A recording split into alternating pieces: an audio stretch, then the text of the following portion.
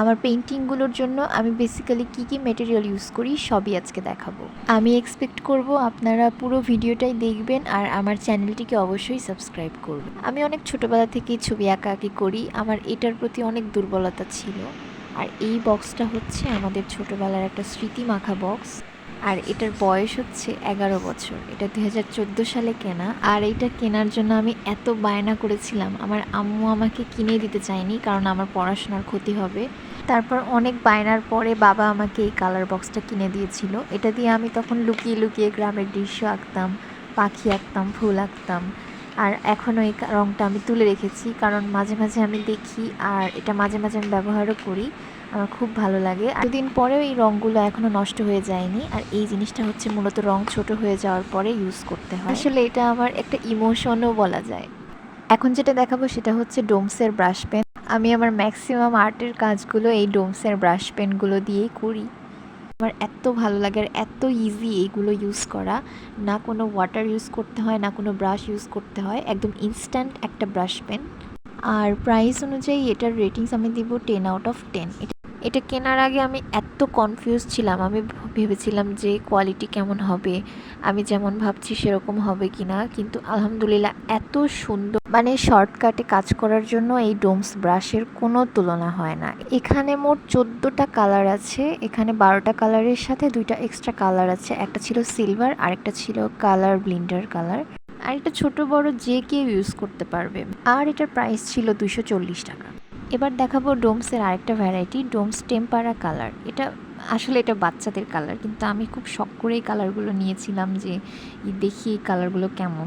আর এটার প্রাইসটা কমই ছিল, আমি 55 টাকা বা 60 টাকা এরকম দিয়ে নিয়েছিলাম অনেক দিন আগে। আসলে সেভাবে ইউজ করা হয় না, যতটুকু ইউজ করেছি ততটুকু দেখে আমার মনে হয়েছে যে খুবই ভালো। এখানে একটা ছোট্ট গোল্ডেন কালার আছে, একটা সিলভার কালার আছে, যদিও আমার কাছ থেকে এটা ভেঙে গিয়েছিল।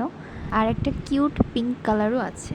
আর এর সাথে একটা ছোট্ট ব্রাশ দিয়েছিল, যেটা আমার কাছে খুবই কিউট লাগে। এটা হচ্ছে পানি মিশিয়ে কাজ করতে হয়, কিছুটা পোস্টার কালারের মতো।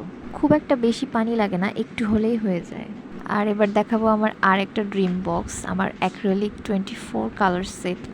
চারুকলায় ভর্তি হওয়ার পরে আমাদের ফার্স্ট ইয়ার সেকেন্ড ইয়ার পেন্সিলের কাছের পরিমাণটাই বেশি ছিল। তারপর আমাদের যখন কালারের কোর্স শুরু হয়ে যায়, তখন আমি একাডেমিক যে ম্যাটেরিয়ালসগুলো সেগুলো কিনতে কিনতে আমার টাকা পয়সা শেষ হয়ে যেত। তারপরেও আমি অনেক ভালো লাগা থেকে এই বক্সটা নিয়েছিলাম। তো নেয়ার পরে আমি খুব একটা ইউজ করিনি, এই জন্য আমার কাছে কালারগুলো এখনও রয়ে গেছে। এটা আমি 2022 সালের দিকে কিনেছিলাম, এই 3 বছর হয়ে গেল, এখনও কালারগুলো শেষ হয়নি। ইন্টারেস্টিং ব্যাপার হচ্ছে কিছু কিছু কালারের 2-3টা করে শেডস ছিল, আমার আলাদা করে কালার মেক করতে হয়নি। ইনশাল্লাহ একদিন এটা ব্যবহার করে একটা গ্রামের দৃশ্য এঁকে দেখাবো। আর এখন যেগুলো দেখাবো সেটা হচ্ছে আমার ক্লাস ওয়ার্কের কালার ম্যাটেরিয়ালস। এগুলো একটু বড় সাইজের অ্যাক্রিলিক কালার। এই যে এটা আমার হাতে, এটা হচ্ছে 300 ml এর ম্যারিসের কালার। আমি 2টা ব্র্যান্ডের কালার ইউজ করি, একটা হচ্ছে ম্যারিস আর একটা এই যে মন্টমার্ট। এই মন্টমার্টেরও 300 ml এর, তবে ম্যারিসের চাইতে মন্টমার্টের প্রাইস একটু কম। মন্টমার্ট হচ্ছে 240 টাকা করে এক একটা কৌটা, আর ম্যারিসের ছিল হচ্ছে 300 টাকা, 300 বা 350 এরকম ছিল। আর এই টিউবগুলো ছিল 120 টাকা করে। আর ছোট ছোট কৌটো ছিল যেগুলোর প্রাইস ছিল 100 টাকা করে। এই কালারগুলো যতটুকু দেখে মনে হচ্ছে ছোট, কিন্তু আসলে অনেকটুকু কালার থাকে।